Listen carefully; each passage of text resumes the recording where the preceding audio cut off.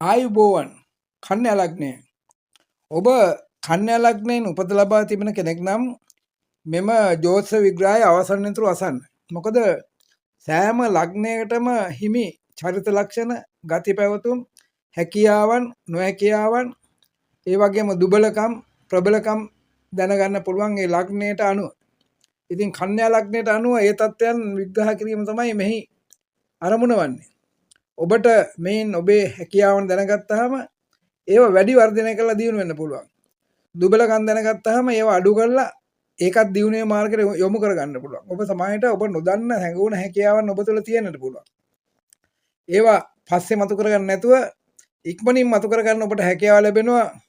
මෙම විග්‍රහය හොඳට ඇහුවොත් අවසානයේ දක්වා මේ අහන්නේ ඔබට ජීවිතේ ජය ගන්නට වැදගත් මඟ පෙන්වීමක් වේවි කියලා මම විශ්වාස කරනවා. ඒ වගේම මේ ඔබ කන්‍යා ලග්නේ නොවුනත් ඔබේ පෙම්වතා පෙම්වතිය සැමියා බිරිඳව දරුවන් කන්‍යා ලග්නේ නම් ඔවුන් වෙනුවෙන් මේ බලන්න. ඔවුන්ට මේ බලන්න සලස්සන්න, මේ අසන්න සලස්සන්න. ඒ වගේම දරුවන්ට දරුවන්ගේ හැකියාවන් මෙහිදී ඔබට හඳුනා ගන්න පුළුවන්. ඒ හැකියාවන් උන්ට පහදලා ඒ හැකියාවන් දියුණු කරන්න ඔවුන්ට උදව් කරන්න, මඟ පෙන්වන්න. එතකොට ඔවුන්ටත් ඒක දියුණුවට ඉතාමත්ම හොඳ තත්ත්වයක් ඇති වෙනවා. ඒ නිසා ඔබ මේ අවසන් තුරු අසලා මේන් ප්‍රයෝජන ගන්න. ඒක මම ඔබෙන් ඉල්ලා හිටනවා මෙතෙක් ඔබ මගේ නාලිකාව සබ්ස්ක්‍රයිබ් කරලා නැත්නම් අමතක වෙන කලින් මේ මොහොතේම සබ්ස්ක්‍රයිබ් කරලා බෙල් බටන් එක ඔබන්න.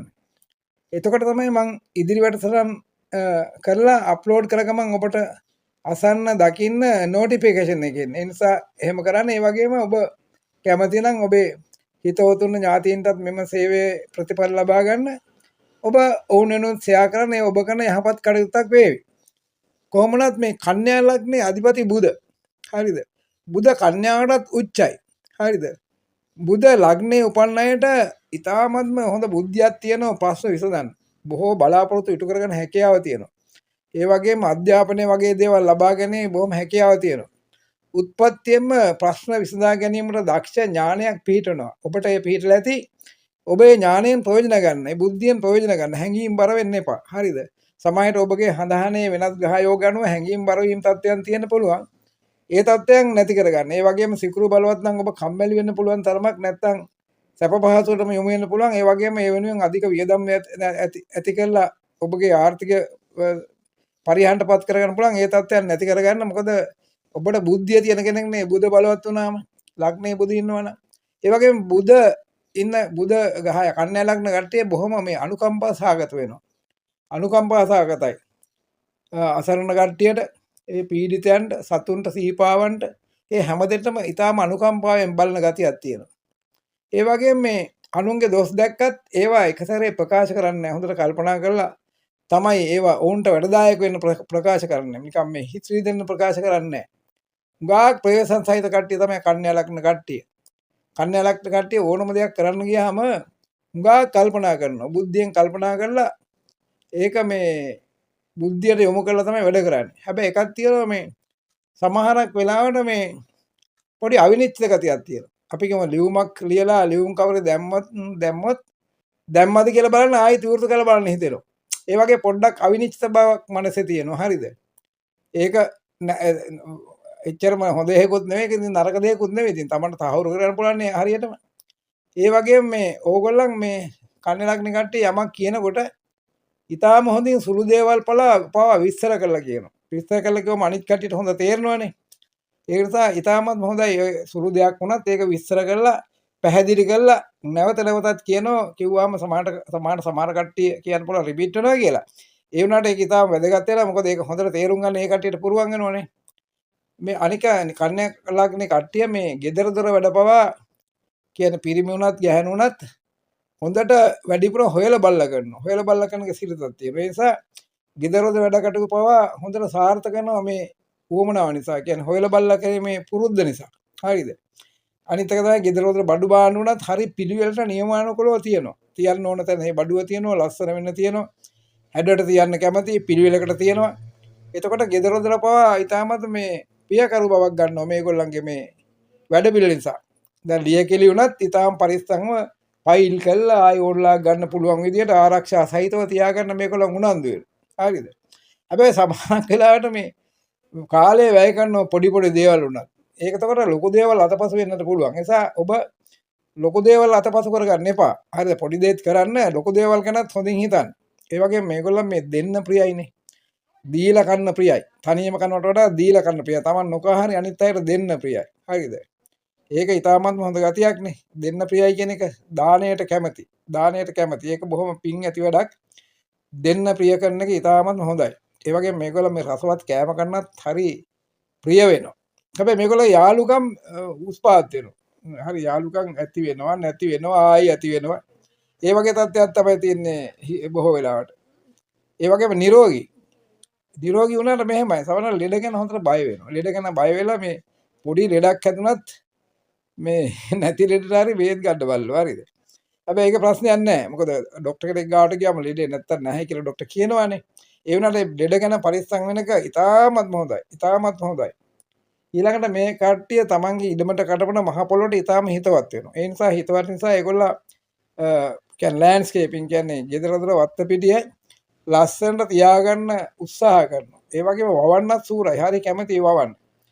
ඒ කියන්නේ මල් පමණක් නෙවෙයි එළවලුණත් තමන්ට තියෙන විදිහට වවලා ඒවා දැකලා ඒවා ප්‍රතිඵල බලලා සතුටු වෙන බොහෝම කැමති. බොහෝම කැමති. ඒක ඉතාමත් හොඳයි.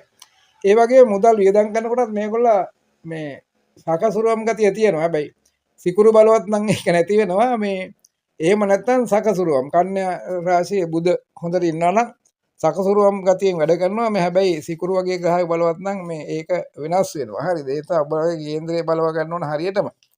ඊළඟට මේ හිතනවට වැඩිය වැඩ කරනවා මේගොල්ලෝ. ඒ කියන්නේ හිතා කාලයක දමන්නේ නැහැ. වැඩක් ගන්න හිතුනහම ඒක ඉක්මනින්ම කරන්න උත්සාහ කරනවා. ඒක ඉතාමත් හොඳ ගතියක්. සමහර කට්ටිය මේ හිත ඉන්නවානේ. හිත ඉන්න වැඩේ කරන්නේ. නමුත් මේ කන්‍යා ලග්නේ කට්ටිය බොහොම දක්ෂයි මේ හිත ඉන්නේ නැතුව වැඩ පටන් අරන් වැඩේ ඉදිරියට ගෙනියන්න. හරිද? ලග්නේ ඉන්නවනම් මේ බුද කන්‍යා ලග්නේ ඉන්නවනම් ඉතාමත්ම මේක වැඩිම තත්ත්වයක් තියෙන. ඉතාමත් හොඳයි. මොකද ධෛර්ය සම්පන්නයි.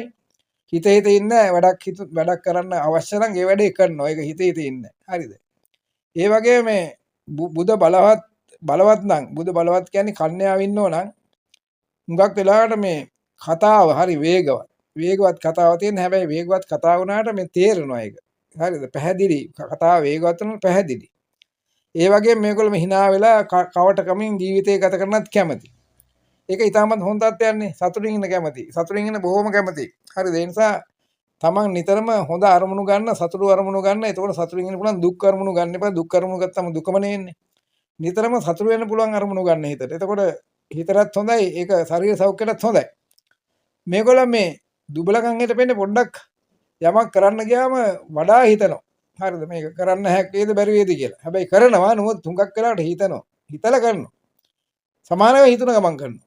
අන්නේ දෙපැත්තට යන එක වෙනස් කරගන්න ඕන. මේ ඊළඟට මේ වැඩිය කවුරුත් කිව්වට එක සැරේ විශ්වාස කරන්නේ නැහැ. හොඳට හිතලා බලලා තමයි ඒ විශ්වාස ගන්න. හරිද? ඒක නිසා ඒක හොඳ තත්ත්වයක්.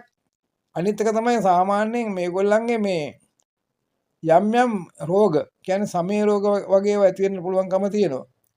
බඩේ උදරාබාධ උදරයේ රෝග ඇති වෙන්න පුළුවන්කම තියෙනවා. ඒවෙන් පරිස්සම් වෙන්න. මොකද කන්‍යා ලග්නේ ඉපදිච්ච කට්ටියට කුජයි සඳුයි ගුරුයි පාපග්‍රහයි.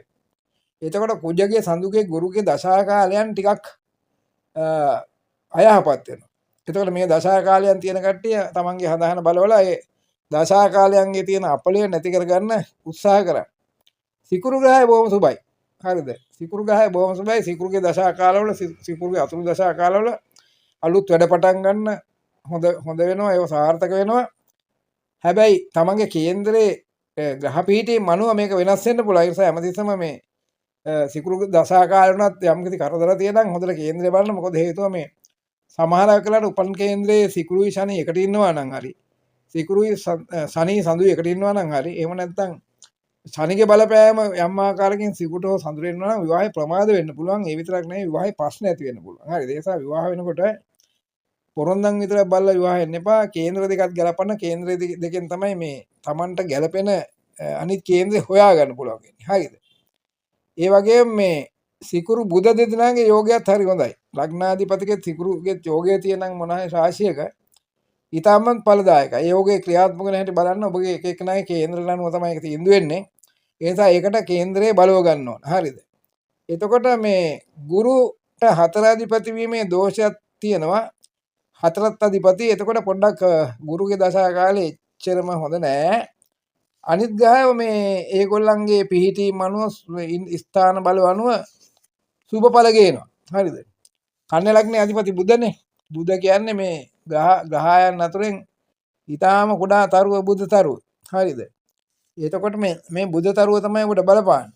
මොකද කේන්ද්‍රයේ හොඳ තැනක ඉන්නෝ නම් බුධ දශා ලැබුවොත් ඒ දශාව ඒ අවුරුදු 17ක්නේ. ඒ 17ම වැඩි වශයෙන්ම දෙන්නේ සුබ බල. නමුත් අර අතුරු දශාවල යම් යම් බාධා ඇති වෙන්න පුළුවන්. දැන් සෙන්තුරු දශා වගේ වුණත් බාධා ඇති වෙන්න පුළුවන්. ඒ නිසා තමන්ගේ කේන්ද්‍රයකට බලා ගන්න ඕන. අනිත් එක බුධ ඇවිල්ලා මේ තමන්ට ලං වෙච්ච වෙන ග්‍රහයක් කරනවා. අපි කියනවා රවි කියලා. එතකොට රවිගේ ගති ගන්නවා. හරිද? සිකුරු කියලා සිකුරුගේ ගති ගන්නවා. කුජ කියලා කුජගේ ගති ගන්නවා. අන්න ඒක කේන්ද්‍රයෙන් බලා ගන්න ඕන වඩා සමීප කාටද කියලා. එතකොට බුධ ඒ තත්ත්වය අනුව ක්‍රියාත්මක වෙනවා. හරිද? ඒ වගේම මේ බුධගේ දශාව මේ අනිත් ග්‍රහයන් වගේ නෙමෙයි. මුල මැද අග කියන්නේ දශා ලැබුදා පටන් ಗುಣ අගුණ දෙන. හරිද? ಗುಣ දෙන්නත් පුළුවන් අගුණ දෙන්නත් පුළුවන්. ඒ අගුණ දෙන්නේ හුඟක් වෙලාවට ඔබට අයහපත් අතුරු දශා කාලවල තමයි. අනිත් එක තමයි මේ බුධ ඇවිල්ලා මේ ඥානකාරකෙක්නේ. හරි ඥානකාරකෙක්. මේ නිසා මේගොල්ලන් මේ කවි කතා සින්දු වගේ ලියන්න ව්‍යාකරණ න්‍යාය ශාස්ත්‍රය බුද්ධියට ඉතාමත්ම හොඳයි. හරිද? හුඟක් අධිපති. හරිද? බොහෝ වෙලාවට බුධ ඇවිල්ලා මේ හොඳ ග්‍රහයෙක් මේ කන්‍යා ලග්නේට. සඳු සමග එක් වුණාම නම් බුධ ඒ කියන්නේ යෝග වුණාම නම් එච්චරම හොඳ ඵල දෙන්නේ නැහැ. ඒ නිසා මේ සඳු සමග එක් වෙලාද කියලා බලන්න. එක් වුණායි කියන්නේ මෙහෙමයි. එක කොටුවේ හිටියට එක්වීමක් වෙන්නේ නැහැ. එක් වෙන්නම් අංශ ගානක් තියෙන අංශ ගානෙන් තමයි එක් වෙලා ඉන්නට ඕන. හරිද? ඒ වගේම බුධ නරක් වුණොත් මේ සාමාන්‍යයෙන් මේ ගොත ගැහිම ඇති වෙන්න පුළුවන්. ඒ වගේම සමේ රෝග ඇති වෙන්න පුළුවන්. හරි. ඉසේ බරගතිය ඇති වෙන්න පුළුවන්. ඒ වගේම ඇති වෙන්න පුළුවන්. හරිද? එතකොට මේ මුත්‍රා රෝග වගේවත් ඇති වෙන්න පුළුවන්. බුධ ලග්නේ ඉන්නකොට හරි බලවත්. හරිද? හරි බලවත්. හොඳ ප්‍රිය රූපයක් ඇති වෙනවා. බොහෝ බලාපොරොත්තු ඉටු කරගෙන මේ හැකියාව ලැබෙනවා. බොහොම ප්‍රියජනක වචන, මිනිස්සුගේ හිත ඇද ගන්න වචන, බුද්ධිමත් වචන, නිතර සිනාසෙමින්, කවටකම් කරමින්, විහිළු කරමින් ජීවිතය ගෙවන්න කැමති කට්ටිය. ඒ වගේම මේගොල්ලන් මෙහෙමයි. බුධ ලග්නේ ඉන්නවා නම් නොඑක් භාෂා ශාස්ත්‍ර ඉගෙනීමේ හැකියාව ලැබෙනවා. දැන් ඔබේ දරුවාගේ බුධ කන්‍යා ලග්නේ දරුවාගේ බුධ ලග්නේ ඉන්නවා නම් ඔහුට උදව් කරන්න වෙනත් භාෂාවන් ඉගෙන ගන්න. ඔහුට භාෂා ඉගෙනීමේ හැකියාව ලැබෙනවා. ඒත් භාෂා ඉගෙන ගත්තාම ඒක ඉතාමත් හොඳයිනේ ජීවිතය ඉදිරියට ගෙන යන්න. ඒ වගේම මේ ව්‍යාපාර කටයුතුත් හොඳයි. බුධ ලග්නේ නම් ව්‍යාපාර ආරම්භ කරන කට්ටියට ව්‍යාපාර වලටත් හොඳයි. හැබැයි ඉතින් ව්‍යාපාර ආරම්භ කරනකොට මේ හොඳ නැකතක් බලලා යනු ආරම්භ කරන්න. ඒ වගේම බලන්න හත්යන්නේ කවුද ඉන්නේ කියලා. හත්යන්නේ ඉන්නේ කෙනත් ව්‍යාපාරයට බලපානවනේ. එහෙනම් ඒ ගැන සොයලා බලන්න කේන්දරේ බලලා. හැබැයි බුධ තනියම ලග්නේ නම් ඉතාමත් බලවත්. ඉතාම බලවත්. හැබැයි රවි සමග හිටියත් බලවත්. හරිද? බුධ ලග්නේ ඉන්නකොට රවි සමග රවිගේ බලයත් ගන්නවනේ. බුධ තනියම හිටියත් බලවත් ලග්න. බුධ දෙවැන්නේ ඉන්නෝ නම් කන්‍යා රාශියේ කට්ටියට ඒක ධන යෝගයක්. හරිද? ධනෙ උපයන්න හැකියාව ලැබෙන බුද්ධිය. ඒගොල්ලන් බ්‍රෝකර් වැඩ වගේ වුණත් කොමිස් ගන්න බඩු සැපීම වගේ වුණත් ඒ වගේම පිටරට මේ බඩු වල ඒජන්ත ගන්න ඒ වගේ නීතිඥයෙක් වෙන්නත් ඉංජිනේරුවෙක් වෙන්නත් මේ බුධ ඉන්නකොට හොඳයි. හරිද? ඒ වගේ මේ බුධ ඇවිල්ලා මේ යහපත් හිටියොත් එම ඉතාමත් හොඳ කතිකයෙක් වෙනවා. ඒ කියන්නේ ලෙක්චර් කෙනෙක් වෙන්න, ගුරුවරයෙක් වෙන්න, නීතිඥයෙක් වෙන්න, ඒ වගේ දේවල් වලටත් හොඳයි. අනික උපදේශකයෙක් වෙන්න ඒවටත් හොඳයි. බලන්න ඔබේ දරුවන්ගේ එහෙම තියනවාද කියලා. බුධ තුන්වැනි ඉන්නෝ නම් ඒ තුන්වැනි ඉන්නකොට නිකම්ම නෙවෙයි සුබ දීර්ඝාණයක ඉන්නෝ නම් එහෙම ඊටාම යහපත් සිහි කල්පනාවක් තියෙනවා. බොහොම හොඳට කල්පනා කරලා වැඩක් කරන්න පුළුවන්කම තියෙනවා. ඉගෙනීමත් උසස් වෙනවා. හරිද? සහෝදරයන්ට පවා යහපත් වෙනවා. ඒ වගේම නිතර ගමන් බිමන් ඇති වෙන්න පුළුවන්. හරිද? ඒ ගමන් බිමන් නිස්කාරණ ගමන් බිමන් නෙවෙයි. Tamanට ප්‍රයෝජනවත් ගමන් බිමන් තමයි ඇති වෙන්නේ. ඒක ඊටාමත්ම වාසිදායකයි Tamanට. බුධ හතරවෙනි ඉන්නෝ නම් වඩා හොඳයි සුබ දෘෂ්ටි ලැබලා නැත්තම් සුබ ග්‍රහයක් ළඟ ඉන්න ඕන. හරිද? එහෙම ඉන්න ඕන නම් ඊටාමත්ම දිනුවට හොඳයි, ඉඩකඩම් දේපල් ලබා ගැනීමට හොඳයි, බුද්ධිය මේවන්න හොඳයි, රැකියාවටත් හොඳයි. ඒක එහෙම නොහිටිනවා නම් එම ස්ථාන මාරුම් ඇති වෙන පුළුවන්. රැකියාව වෙනස් වීම, මේ පදිංචි වෙනස් වීම මේ වගේ වෙන්න පුළුවන්. හැබැයි කන්‍යා ලග්න නිසා ඒක ඊටාමත්ම හොඳ පැත්තට හෙදෙන්නේ. හරිද? බුද මෙහෙම බලවත් වුණාම බලවත්ද කියලා බලන්න ඔබේ හඳහනේ යාන වාහන ඉඩකඩම් ගෙවල් දොරවල් ලබන්න පුළුවන් වෙනවා හතරේ ඉන්නකොට. බුද හතරේ ඉන්නකොට බලවත් ඒ කියන්නේ කන්නේ ලග්න කට්ටියගේ බුද මිතුරු රාශියක ඉන්නවා නම් ඉතාමත් හොඳයි. ඒකම බුද පස්සෙන් ඉන්නකොට ඉතාමත් හොඳයි දරුවන්ට. දරුවන්ට ඉතාමත්ම යහපත්. හරිද? එතකොට මේ අනිත් එක මේ තමන්ගේ දෙමව්පියෝ පවා තමන්ට හුඟක් ලැබි වෙනවා ආදරේ වෙනවා. ඒ වගේම බුද්ධිය අන්තිම ඉහළ වෙනවා. යමක් හොඳින් මතකතාවක් ගැනීමේ ශක්තිය, යමක් කවුරු හරි කිව්වම ඒක හොඳට ග්‍රහණය කිරීමේ ශක්තිය හොඳට ලැබෙනවා. ඉගෙන ගන්නත් ඉතාම හොඳයි. ඔබේ දරුවාගේ කන්නේ ලග්න දරුවේ බුද පස්සෙන් ඉන්නවා නම් අනිවාර්යයෙන්ම මතක තියාගන්න. ඒක ඉතාමත්ම හොඳ තත්ත්වයක් දරුවට ඉගෙන ගන්න බුද්ධිමත්. ඒ නිසා දරුවාට ඒ තත්ත්වයේ තියෙනනම් ඉගෙන ගන්න වියදම් කරලා කිසි බයක් වෙන්න වෙන්නේ. හැබැයි මේක මෙතකොට මේ නාට්‍ය කලාවට වගේ ඒවට ලැබී ලේඛන කලාව වගේටත් හොඳයි. ඒ වගේ මේ ක්‍රීඩාවලටත් හොඳයි. ක්‍රීඩාවලටත් හොඳයි. දැන් ඔබගේ දරුවන් දිහා බලන ඔබ ගැන කල්පනා කළාම ඔබට ඒක තේරෙනවා ඇති ඔබ කවුද කියලා ඔබ දන්නවනේ. බුද 6 වෙන්න ඉන්නේ නේ එච්චර හොඳ නෑ. මොකද දන්නවද? 6 වෙන්න රෝගස්ථානයනේ. ඒකට බොහෝ විට මේ සමේ රෝග ලේ දූෂ වීම වගේ ඇති වෙන්නත් පුළුවන්. හරිද? ඒ වගේම මේ බුද චාරයෙන් කියන්නේ ගහය ගමන් කරනෝනේ. ඒ ගමන් කිරීමේදී 6ට ආවත් රෝග ඇති වෙන්න පුළුවන්. හරිද? එතකොට නෑදෑ මිත්‍රයන් සම්බන්ධය ටිකක් අඩු කරන්න පුළුවන්. හරිද? ඒ වගේම ශරීරයේ පොඩි හැම දූෂ කරන රෝග ඇති වෙන්න පුළුවන්. ඒක දිගටම තියෙන එකක් නෙවෙයි. නමුත් බුදට සුබ දෘෂ්ටි ලැබුණොත් වෙනත් ග්‍රහයන්ගේ ඒ තත්ත්වය අඩු වෙන්න පුළුවන්. ඒ නිසා ඔබ හඳහන බලවන්නේ මේ සම්බන්ධයෙන්. බුද 7 ඉන්න එක ඉතාමත් හොඳයි. බුද 7 ඉන්නකොට බොහෝම බුද්ධිමත් සහකාරයක් හෝ සහකාරියක් ලබා ගැනීම හැකියාව ලැබෙනවා. ක්‍රියාශූරත්වය තියෙනවා. ලේඛන කලාවෙන් උනත් යම් ප්‍රමාණයක් දියුණු වෙන්න පුළුවන්, ප්‍රකට වෙන්න පුළුවන් වෙනවා. ඒකම ඒ වගේම නුවණ තියෙන අයත් එක්කත් හවුලේ වැඩ කරන්න පුළුවන් වෙනවා. හරිද? ඒක ඉතාමත් හොඳයි. ඒ වගේ හොඳයි. හැබැයි බුද හොඳට ඉන්නකොට ඒක හොඳයි. උෂ්ණ රෝග හැදෙන්න පුළුවන්. නමුත් මෙහෙම එකක් තියෙනවා මේ ඔබ බුද 7 ඉන්නකොට බුද්ධිමත් සහකාරයෙක් හෝ සහකාරයක් ලබන්න හැක් වගේම ඔබ හැබැයි විවාහයේදී නම් පොරොන්දම් විතරක් බලන්න එපා. කේන්ද්‍රෙදි ගලපලා බලන්න. කේන්ද්‍ර දෙකේ තමයි කැරක්ටර්ස් තියෙන්නේ. ඔබට විරුද්ධ කැරක්ටරයක් හම්බුනොත් එමේ ජීවිතේ අපායක් වෙනෝනේ. මට ඒ වගේ අත්දැකීම් තියෙනවා. මම ඒක කේන්ද්‍ර බලලා තියෙනවා. සමහරවිට උපදෙස් දීලා වැඩකුත් නැහැ. කල් ගිහිල්ලා. මොකද ආශ්‍රය කරලා විවාහ වෙලත් ප්‍රශ්න. මොකද මේ තමන්ට නොගැලපෙන කේන්ද්‍රයක් එක තමයි සම්බන්ධ වෙලා තියෙන්නේ. අනිත් කියන්නේ බුද ඉන්නවා නම් 7 යන්නේ කන ලග්නේ අනිවාර්යයෙන්ම ඔබ ව්‍යාපාරිකයෙක් වෙන්න ඕනේ. ව්‍යාපාර කිරීමේ සාර්ථකත්වයක් තියෙන්න ඕනේ. ඔබට ව්‍යාපාරයක් ආරම්භ කරන්නත් හොඳයි. දියුණු වෙන්නට පුළුවන් ව්‍යාපාර ස්ථානය තමයි 7 යන්නේ. ඒ නිසා ඒක ඉතාමත් හොඳයි ව්‍යාපාරිකයන්. බුද 8 ඉන්නකොට මේ ඒක සුබ දීර්ඝාන එක නම් හොඳයි. මේ නිරෝගීකමක් ලැබෙනවා. විවාහයෙන් පස්සේ බුද එහෙම දීර්ඝානයක නැත්නම් මුදල් සම්බන්ධ අඩුපාඩු ඇති වෙන්න පුළුවන්. හරිද? හැබැයි විවාහයෙන් වුණත් මුදල් ලැබෙන්නට පුළුවන් කන්‍යා ලග්න නිසා.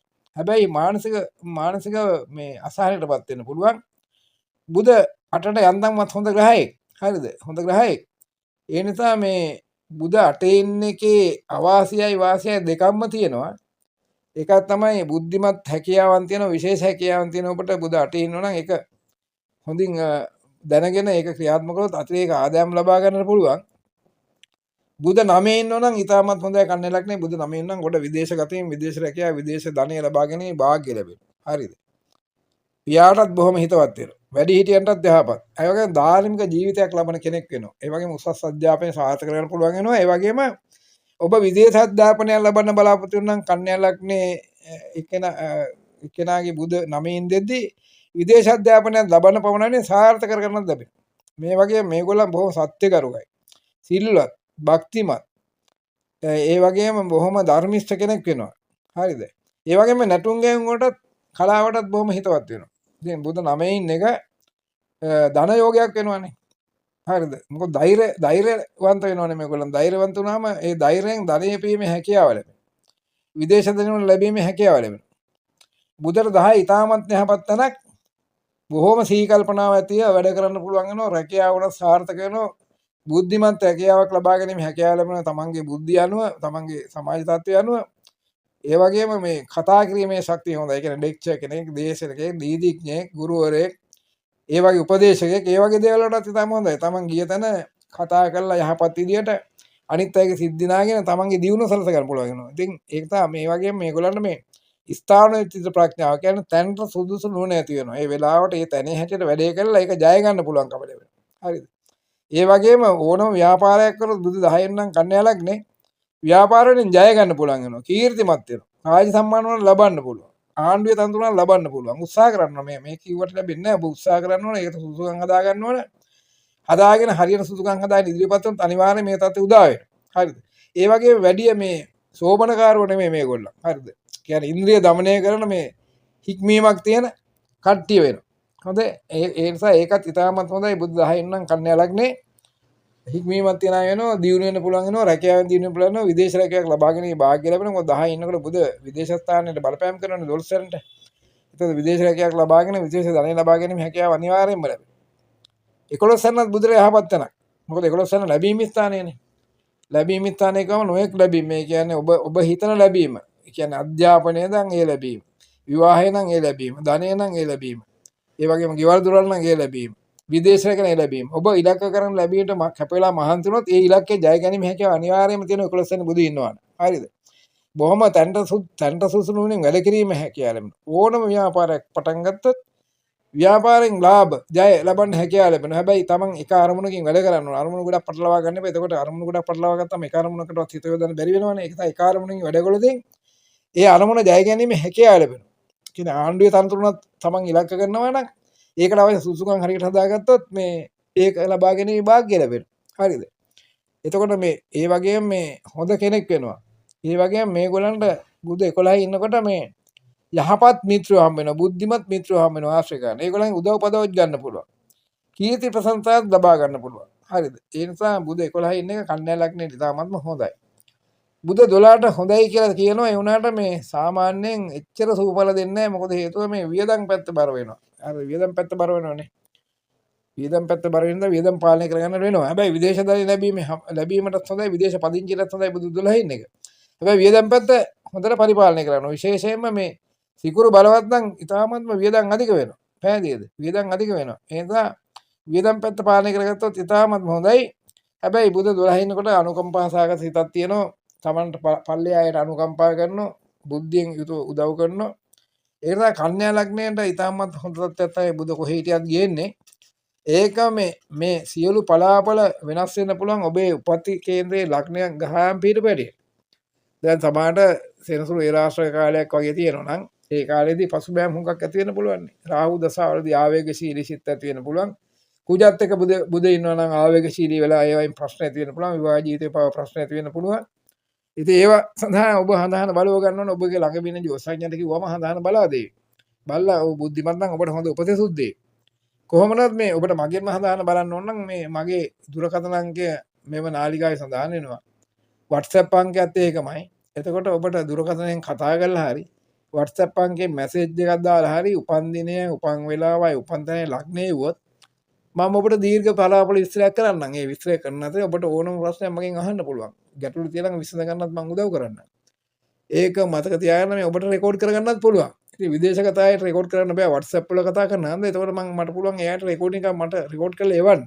හරිද? ඉතින් ඔබ කැමති නම් මට කතා කරන්න. නැත්නම් ඔබගේ ළඟ ඉන්න ජෝතිෂඥයාගෙන් මේ වැඩේ හරියට කරගත්තාම ඒ ප්‍රශ්නයක් නැහැ නේ. එතකොට ඔබට මොන්ට මොන කතා කරන්න පුළුවන්. ඉතින් ඒක මම දන්නේ නැහැ. ජෝතිෂඥයා හැටියට තමයි තීන්දුව වෙන්නේ.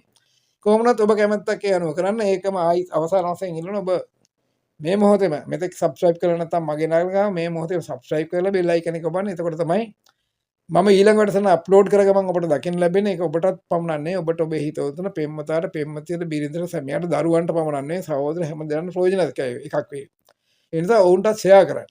එහෙමනම් කොහොමදත් කන්‍යා ලග්නයට පමණක් නෙවෙයි ලංකාවේ නේ ලෝකේ ඉන්න සියලුම ලග්න හිමියන්ට සුබම සුබ බුද්ධිමත් ජීවිතයක් ගත කරන්න, සාර්ථක ජීවිතයක් ගත කරන්න වාසනාව හිමි වේ ප්‍රාර්ථනා කරමින් මම ඊළඟ වැඩසටහනින් හමු වෙන තුරු දැන් නවතිනවා. ඔබට ජයෙන් ජය වේවා.